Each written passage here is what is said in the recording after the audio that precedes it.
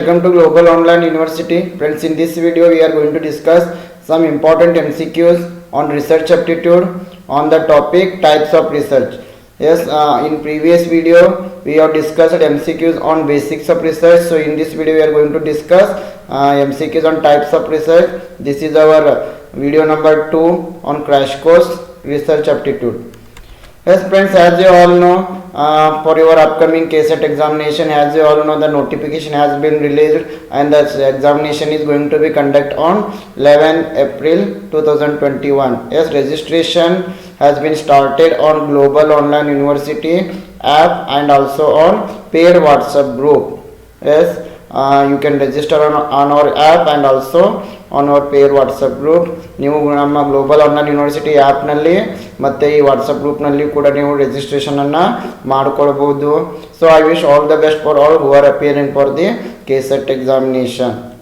Yes friends, here we are going to provide you 40 mock tests on paper 1. Friends, these mock tests are very helpful to boost your preparation, and I hope if you give these 40 tests you can score more than 75 marks in paper 1.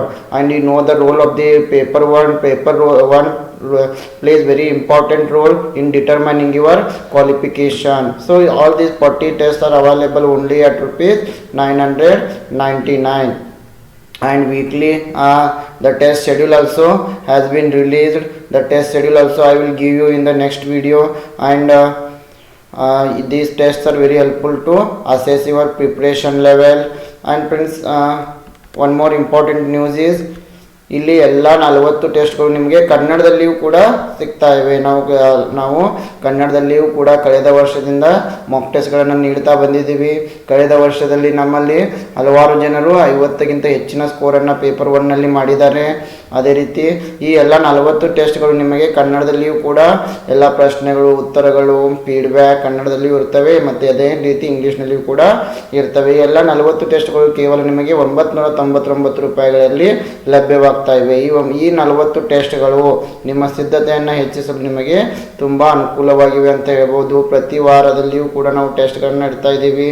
ಟೆಸ್ಟ್ನ ಒಂದು time ಟೇಬಲನ್ನು ಮೇಲೇನು ಕೂಡ ನಾನು next video ಮಾಡಿ ನಿಮಗೆ time ಟೇಬಲನ್ನು ಕೂಡ ನೀಡ್ತೀನಿ. And so these test are very helpful for you. ಅದೇ ರೀತಿ ನೀವು ಕನ್ನಡದಲ್ಲಿ ಏನಾದರೂ ಪ್ರಿಪ್ರೇಷನ್ ಹಲವಾರು ವಿದ್ಯಾರ್ಥಿಗಳು ಕನ್ನಡದಲ್ಲಿಯೂ ಕೂಡ ಪ್ರಿಪ್ರೇಷನನ್ನು ಮಾಡ್ತಾರೆ.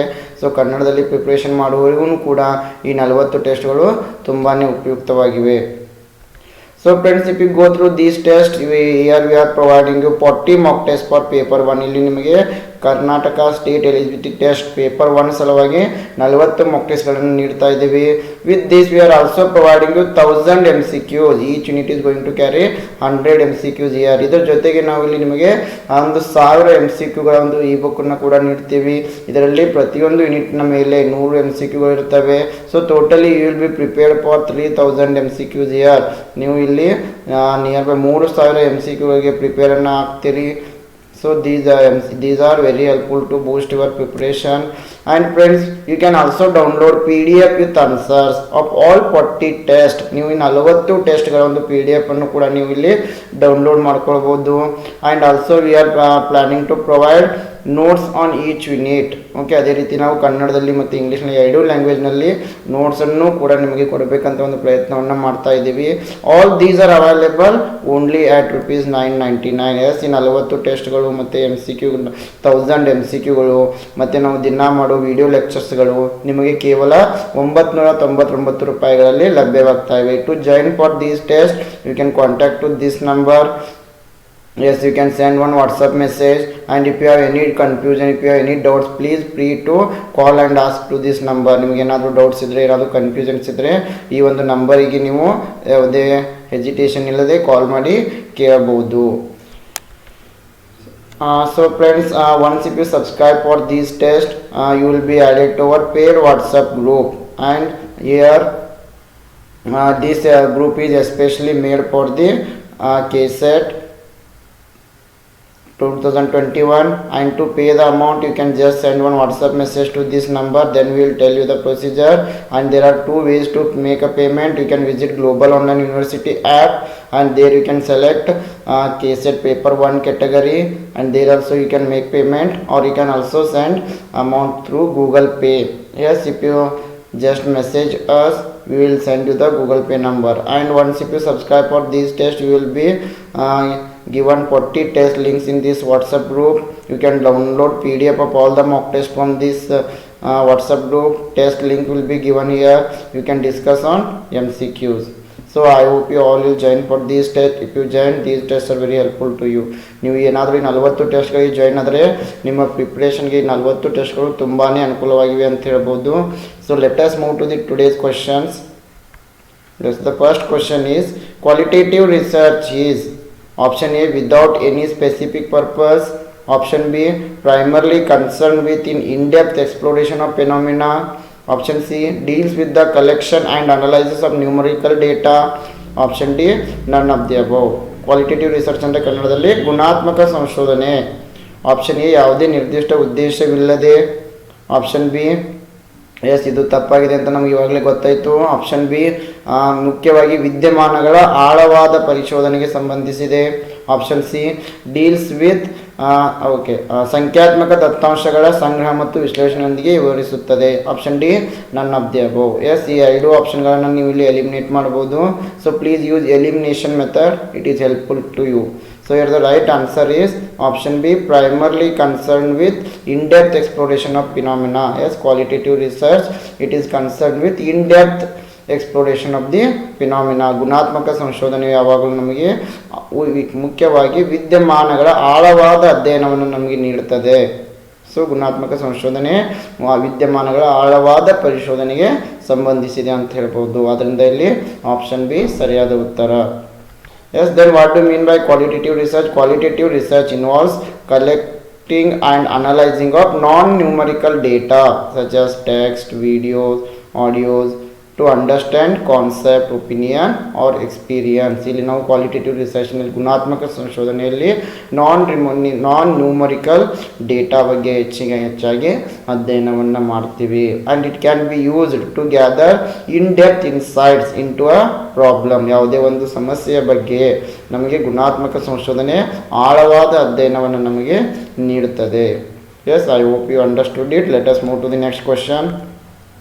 Yes, the next question is, the main difference between basic research and applied research lies in option A, basic process. Option B, sample size.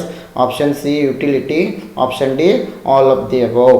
Yes, ಮೂಲ ಸಂಶೋಧನೆ ಮತ್ತು ಅನ್ವಯಿಕ ಸಂಶೋಧನೆ. ಬೇಸಿಕ್ ರಿಸರ್ಚ್ ಅಂದರೆ ಮೂಲ ಸಂಶೋಧನೆ, ಅನ್ವಯಿಕ ಸಂಶೋಧನೆ ಅಂದರೆ ಅಪ್ಲೈಡ್ ರಿಸರ್ಚ್. ಇವರ ನಡುವಿನ ವ್ಯತ್ಯಾಸ ಯಾವುದನ್ನು ಅವಲಂಬಿಸಿದೆ? ಆಪ್ಷನ್ ಎ ಮೂಲ ಪ್ರಕ್ರಿಯೆ, ಆಪ್ಷನ್ ಬಿ ಮಾದರಿ ಅಳತೆ, ಆಪ್ಷನ್ ಸಿ ಉಪಯುಕ್ತತೆ, ಆಪ್ಷನ್ ಡಿ ಮೇಲಿನ ಎಲ್ಲವೂ. Yes, here the right answer is based on utility. We can divide the research types into basic research and applied research. ನಾವು ಉಪಯುಕ್ತತೆಯ ಆಧಾರದ ಮೇಲೆ ಮೂಲ ಸಂಶೋಧನೆ ಮತ್ತು ಅನ್ವಯಿಕ ಸಂಶೋಧನೆ ಎಂದು ವರ್ಗೀಕರಣವನ್ನು ಮಾಡಬಹುದು.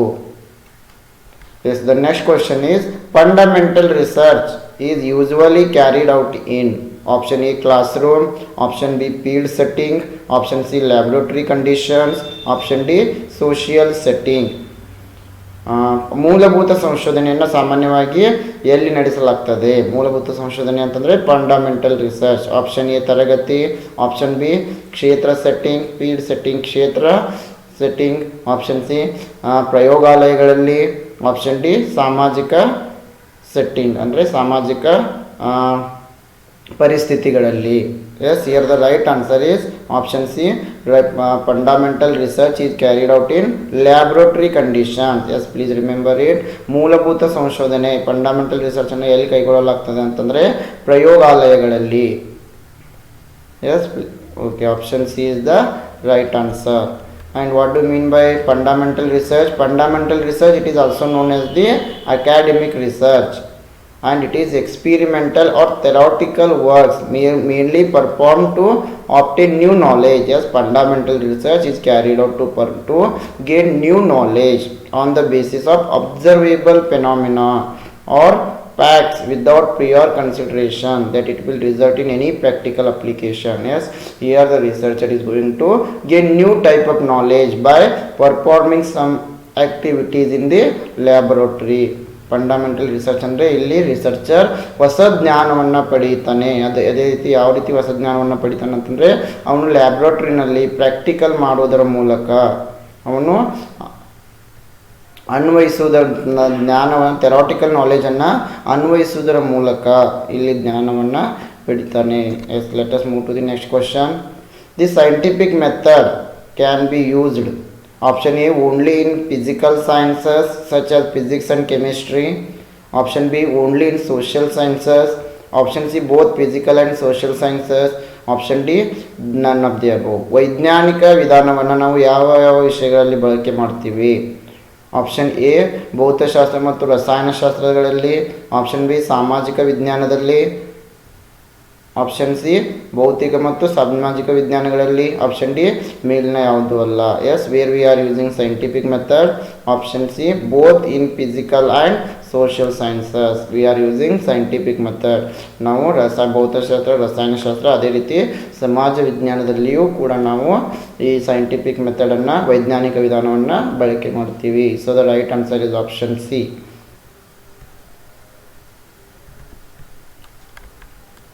Yes, let us go to the next question.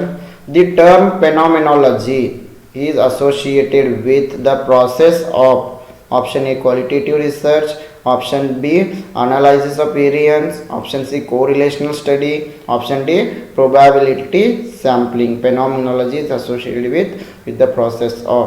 Four options are given here. Phenomenology ಅಂತಂತಂದರೆ ವಿದ್ಯಮಾನ ಶಾಸ್ತ್ರ. ಇದು ಯಾವ ಪ್ರಕ್ರಿಯೆಗೆ ಸಂಬಂಧಿಸಿದೆ? ಆಪ್ಷನ್ ಎ ಗುಣಾತ್ಮಕ ಸಂಶೋಧನೆ, ಆಪ್ಷನ್ ಬಿ ವ್ಯತ್ಯಾಸದ ವಿಶ್ಲೇಷಣೆ, ಆಪ್ಷನ್ ಸಿ ಪರಸ್ಪರ ಸಂಬಂಧದ ಅಧ್ಯಯನ, ಆಪ್ಷನ್ ಡಿ ಸಂಭವನೀಯತೆ ಮಾದರಿ. Yes, the term phenomenology is associated with qualitative research. Please remember it. ವಿದ್ಯಮಾನ ಶಾಸ್ತ್ರವೆಂಬುದು ಯಾವುದಕ್ಕೆ ಸಂಬಂಧಿಸಿದೆ ಅಂತಂದರೆ ಇದು ಗುಣಾತ್ಮಕ ಸಂಶೋಧನೆಗೆ ಸಂಬಂಧಪಟ್ಟಿದೆ. Yes, the term phenomenology is associated with the qualitative research. Yes, ವಿದ್ಯಮಾನ ಶಾಸ್ತ್ರ ಎಂಬುದು ಗುಣಾತ್ಮಕ ಸಂಶೋಧನೆಗೆ ಸಂಬಂಧಪಟ್ಟಿದೆ. Yes, the next question is which research approach is the most appropriate to establish relationship that is causal in nature? Option A causal comparative, option B experimental, option C correlational, option D descriptive.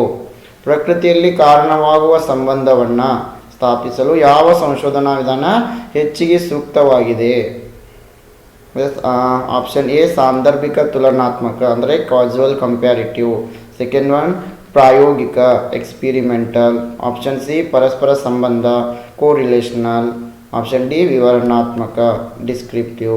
Yes, here the right answer is experimental. Please remember it. When we want to establish a relationship that is causal in nature, then we are going through experimental research. ಯಾವಾಗ ನಾವು ಸಂಬಂಧವನ್ನು ಸ್ಥಾಪಿಸಲು ಸಂಶೋಧನೆಯನ್ನು ಕೈಗೊಳ್ತಾ ಇರ್ತೀವಿ, ಆವಾಗ ನಾವು ಪ್ರಾಯೋಗಿಕ ಸಂಶೋಧನೆಯ ಮೂಲಕ ಹೋಗ್ತೀವಿ. Yes, let us move to the next question. Experimental research, it is a study that strictly adheres to a scientific research design. Yes, experimental research ಎಂಬುದು scientific research designಗೆ ಹೆಚ್ಚಾಗಿ ಸಂಬಂಧಿಸಿದೆ. And it includes a hypothesis, a variable that can be manipulated by the researcher, and variable that can be measured, calculated and compared. Yes, please remember this. Experimental research, it is going to include variables which are manipulated by the researcher, variables that can be measured and calculated. Yes, ಇದು experimental ರಿಸರ್ಚ್ನಲ್ಲಿ hypothesis, ಇದು researcher ತಯಾರು ಮಾಡುವ ವೇರಿಯೇಬಲ್ಗಳನ್ನು ಕುಚಲಕಗಳನ್ನು ಕೂಡ ಹೊಂದಿರ್ತದೆ. ಅದೇ ರೀತಿ ಇದು measure ಮಾಡ್ಬೋದಾದ, ಅಳತೆ ಮಾಡಬಹುದಾದ ವೇರಿಯೇಬಲ್ಗಳನ್ನು ಕೂಡ ಹೊಂದಿರ್ತದೆ. ಕ್ಯಾಲ್ಕುಲೇಷನ್ಗೆ ಬಳಸಲಾಗುವ ವೇರಿಯೇಬಲ್, ಕ್ಯಾಲ್ಕುಲೇಷನ್ ಮಾಡಲು ಅನುಕೂಲ ಇರುವ ವೇರಿಯೇಬಲ್ಗಳನ್ನು ಕೂಡ ಇದು ಒಳಗೊಂಡಿರ್ತದೆ. Yes, the next question is the essence of experimental method is option A correct calculation of Karl Pearson's coefficient correlation, Option B, obtaining direct reports from subject about their subjective experience. Option C, careful measurement and record keeping. Option D, using control to identify cause and effect connections. ಪ್ರಾಯೋಗಿಕ ವಿಧಾನದ ಮೂಲ ತತ್ವ ಯಾವುದು? Option A, Karl Pearson ಅವರ ಪರಸ್ಪರ ಸಂಬಂಧದ ಗುಣಾಂಕದ ಸರಿಯಾದ ಲೆಕ್ಕಾಚಾರ. Yes, I hope you know about the Karl Pearson coefficient correlation. Option B, ಅವರ ವ್ಯಕ್ತಿನಿಷ್ಠ ಅನುಭವದ ಬಗ್ಗೆ ವಿಷಯಗಳಿಂದ ನೇರ ವರದಿಗಳನ್ನು ಪಡೆಯುವುದು. ಆಪ್ಷನ್ ಸಿ, ಎಚ್ಚರಿಕೆಯಿಂದ ಅಳತೆ ಮತ್ತು ದಾಖಲೆ ಮಾಡುವುದು. ಆಪ್ಷನ್ ಡಿ, ಕಾರಣ ಮತ್ತು ಪರಿಣಾಮದ ಸಂಪರ್ಕಗಳನ್ನು ಗುರುತಿಸಲು. Yes, here the right answer is option D. The essence of experimental method is using control to identify cause and effect connection. ಕಾರಣ ಮತ್ತು ಪರಿಣಾಮದ ಸಂಪರ್ಕಗಳನ್ನು ಗುರುತಿಸಲು. Yes, the next question is, which research paradigm is based on the pragmatic view of reality? Option A, quantitative research. Option B, qualitative research. Option C, mixed research. Option D, none of the above. ವಾಸ್ತವದ ಪ್ರಾಯೋಗಿಕ ದೃಷ್ಟಿಕೋನವನ್ನು ಆಧರಿಸಿದ ಯಾವ ಸಂಶೋಧನಾ ಮಾದರಿ? ವಾಸ್ತವದ ಪ್ರಾಯೋಗಿಕ ದೃಷ್ಟಿಕೋನವನ್ನು ಯಾವ ಸಂಶೋಧನಾ ಮಾದರಿ ಆಧರಿಸುತ್ತದೆ? ಆಪ್ಷನ್ ಎ, ಪರಿಮಾಣಾತ್ಮಕ ಸಂಶೋಧನೆ. ಆಪ್ಷನ್ ಬಿ, ಗುಣಾತ್ಮಕ ಸಂಶೋಧನೆ. ಆಪ್ಷನ್ ಸಿ, ಮಿಶ್ರ ಸಂಶೋಧನೆ. ಮೇಲಿನ ಯಾವುದೂ ಅಲ್ಲ. Yes, here the right answer is option C, mixed research, ಮಿಶ್ರ ಸಂಶೋಧನೆ. And what do you mean by mixed research? Mixed methods refers to an emergent methodology of research, and here systematic integration of, yes, here we are combining both quantitative and qualitative data within a single investigation. Yes, in ಮಿಶ್ರ ಸಂಶೋಧನೆ, mixed research ಮೆಥಡ್ನಲ್ಲಿ ನಾವು quantitative ಮತ್ತು qualitative ಎರಡು ಡೇಟಾಗಳನ್ನು ನಾವು integration ಮಾಡ್ತೀವಿ. Yes, let us move to the next question. All of the following are common characteristics of experimental research. ಈ ಕೆಳಗಿನವುಗಳಲ್ಲಿ ಯಾವುವು ಪ್ರಾಯೋಗಿಕ ಸಂಶೋಧನೆಯ ಸಾಮಾನ್ಯ ಲಕ್ಷಣಗಳಾಗಿವೆ? Yes, let us move to the answer directly. The right answer is option D, all of the above. Yes, the characteristics of experimental research are, it relies primarily on the collection of numerical data. ಇದು ಮುಖ್ಯವಾಗಿ ಸಂಖ್ಯಾತ್ಮಕ ದತ್ತಾಂಶದ ಸಂಗ್ರಹವನ್ನು ಅವಲಂಬಿಸಿದೆ. Next, it can produce important knowledge about cause and effect. Yes, this is also right. ಇದು ಕಾರಣ ಮತ್ತು ಪರಿಣಾಮದ ಬಗ್ಗೆ ಜ್ಞಾನವನ್ನು ನೀಡುತ್ತದೆ. Then it uses deductive scientific method. ಇದು ಅನುಮಾನಾತ್ಮಕ ವೈಜ್ಞಾನಿಕ ವಿಧಾನವನ್ನು ಬಳಸುತ್ತದೆ. So all of the above are right here. So the right answer is option D, all of the above. Yes, here you can go through the characteristics of experimental research. Characteristics are, the researcher manipulates the independent variable. Yes, in experimental research, researcher can manipulate the independent variable. They decide nature and the extent of the treatment. After the treatment has been administered, researcher observe or measure the groups receiving the treatments to see if they differ. Yes, experimental research enables researcher to go beyond the description and prediction, and experimental research can attempt to determine what caused effects. Yes, ಇದು ಕಾರಣ ಮತ್ತು ಪರಿಣಾಮಗಳ ಬಗ್ಗೆ, experimental research ಎಂಬುದು ನಮಗೆ ಕಾರಣ ಮತ್ತು ಪರಿಣಾಮಗಳ ಬಗ್ಗೆ ಜ್ಞಾನವನ್ನು ನೀಡುತ್ತದೆ. ಇಲ್ಲಿ ರಿಸರ್ಚರ್ ಇಂಡಿಪೆಂಡೆಂಟ್ ವೇರಿಯೇಬಲನ್ನು ಮ್ಯಾನಿಪುಲೇಟ್ ಮಾಡಬಹುದು. ಇವೆಲ್ಲ characteristics. Yes, the next question is, the type of research typically conducted by teachers, counselors and other professionals to answer the questions they have and to specifically help them solve local problems. Option A, action research. Option B, basic research. Option C, predictive research. Option D, longitudinal research. When these teachers, counselors and other professionals, they are going to conduct a research to answer the questions, yes, they have and to specifically help to solve the local problems. Yes, to solve the local problems. Yes, to answer the questions, teachers and counselors are going to conduct a research. This is known as, 4 options are given here. ಈ ಶಿಕ್ಷಕರು, ಸಲಹೆಗಾರರು, ಇತರ ವೃತ್ತಿಪರರು ತಮ್ಮಲ್ಲಿರುವ ಪ್ರಶ್ನೆಗಳಿಗೆ ಉತ್ತರವನ್ನು ನೀಡಲು ಮತ್ತು ಲೋಕಲ್ ಸಮಸ್ಯೆಗಳನ್ನು ಬಗೆಹರಿಸಲು ಕೈಗೊಳ್ಳುವ ಸಂಶೋಧನೆಯನ್ನು ನಾವು ಏನಂತ ಕರಿತೀವಿ? It is known as the action research. ಇದಕ್ಕೆ ನಾವು ಕ್ರಿಯಾ ಸಂಶೋಧನೆ ಅಂತ ಕರಿತೀವಿ. And action research, it is a philosophy and methodology of research generally applied in social science. Please remember it. Action research generally it applies in the social science. ಸಮಾಜ ವಿಜ್ಞಾನದಲ್ಲಿ ಅಥವಾ ಸಾಮಾಜಿಕ ವಿಜ್ಞಾನದಲ್ಲಿ ನಾವು ಹೆಚ್ಚಾಗಿ ಕ್ರಿಯಾ ಸಂಶೋಧನೆಯನ್ನು ಬಳಕೆ ಮಾಡ್ತೀವಿ. And it seeks transformative change through simultaneous process of taking action and doing research. ಇಲ್ಲಿ action process of taking action and doing research. ಇಲ್ಲಿ ಯಾವುದೇ ಕಾರ್ಯವನ್ನು ನಾವು ಆ್ಯಕ್ಷನ್ ಮಾಡುವುದರ ಮೂಲಕ ತೆಗೆದುಕೊಂಡು ಇಲ್ಲಿ ಸಮಸ್ಯೆಗೆ ಪರಿಹಾರವನ್ನು ನೀಡಲು ಬಯಸ್ತೀವಿ. Yes, the next question is, in a research study to learn the impact of the internet surfing on exam performance, it was found that as the number of hours spent on the internet surfing increases, the exam performance deteriorates. This study is an example of, yes, in a research study we found that if the students are spending more time in surfing the internet, then their exam performance will decrease. This is an example of experimental method, correlational method, case study, none of the above.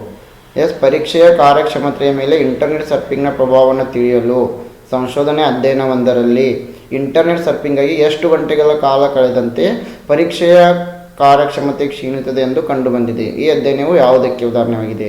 ಇಲ್ಲಿ ಏನು ಮಾಡಿದ್ದಾರೆ, ಒಂದು ಸಂಶೋಧನೆಯನ್ನು ಮಾಡಲಾಗಿದೆ. ಆ ಸಂಶೋಧನೆಯಲ್ಲಿ ಏನು ಅಧ್ಯಯನ ಮಾಡಿದಾರಪ್ಪ ಅಂತಂದರೆ, ಯಾವ ರೀತಿ ವಿದ್ಯಾರ್ಥಿಗಳು ಹೆಚ್ಚಿನ ಸಮಯವನ್ನು ಇಂಟರ್ನೆಟ್ ಸರ್ಫಿಂಗ್ನಲ್ಲಿ ಕಳೀತಾ ಇದ್ದಾರೆ, ಇಂಟರ್ನೆಟ್ಟನ್ನು ಆಪ್ರೇಟ್ ಮಾಡೋದಲ್ಲಿ ಹೆಚ್ಚಿನ ಸಮಯವನ್ನು ಕಳೀತಾ ಇದ್ದಾರೆ. ಇದರಿಂದ ಪರೀಕ್ಷೆಯ ಪರ್ಫಾರ್ಮೆನ್ಸ್ ಮೇಲೆ ಯಾವ ರೀತಿ ಪ್ರಭಾವ ಬೀರ್ತಾ ಇದೆ ಎಂಬುದನ್ನು ಕಂಡುಬಂದಿದೆ. ಇದನ್ನು ನಾವು ಯಾವ ರೀತಿ ಯಾವ ಒಂದು ರಿಸರ್ಚ್ ಟೈಪ್ ಆಗಿದೆ? ಆಪ್ಷನ್ ಎ ಪ್ರಾಯೋಗಿಕ ವಿಧಾನ, ಆಪ್ಷನ್ ಬಿ ಪರಸ್ಪರ ಸಂಬಂಧದ ಸಂಶೋಧನೆ, ಆಪ್ಷನ್ ಸಿ ಉದಾಹರಣಾ ಪರಿಶೀಲನೆ ಅಂದರೆ ಕೇಸ್ ಸ್ಟಡಿ. ಎಸ್, ಇದನ್ನು ನೀವು ಕನ್ನಡದಲ್ಲಿ ಪ್ಲೀಸ್ ರಿಮೆಂಬರ್ ಇಟ್. ಇನ್ನು ಇಂಗ್ಲೀಷ್ನಲ್ಲಿನೇ ವರ್ಡ್ ನೆನಪಿನಲ್ಲಿ ಕೇಸ್ ಸ್ಟಡಿ. ಆಪ್ಷನ್ ಡಿ ಯಾವುದೂ ಅಲ್ಲ. Here the right answer is option B. It is known as the correlational study, ಪರಸ್ಪರ ಸಂಬಂಧದ ಸಂಶೋಧನೆ. Because here we are combining, yes, internet surfing. Yes, here we are establishing the relationship between internet surfing and exam performance. So it is known as the correlational research. ಇಲ್ಲಿ ನಾವು ಏನು ಮಾಡ್ತಾ ಇದ್ದೀವಿ, internet surfing ಮೇಲೆ ಕಳೆಯುವ timing ಮತ್ತು ಪರೀಕ್ಷೆಯ ಕಾರ್ಯಕ್ಷಮತೆಯ ಮೇಲೆ ಯಾವ ರೀತಿ ಪ್ರಭಾವ ಬೀರುತ್ತದೆ ಎರಡನ್ನು ನಾವು ಇಲ್ಲಿ ಹೋಲಿಕೆ ಮಾಡ್ತಾ ಇದ್ದೀವಿ. So it is known as the correlation research. Yes, correlation research, it is a type of non experimental research. Please remember it. Correlational research is known as the non experimental research in which a researcher measures two variables.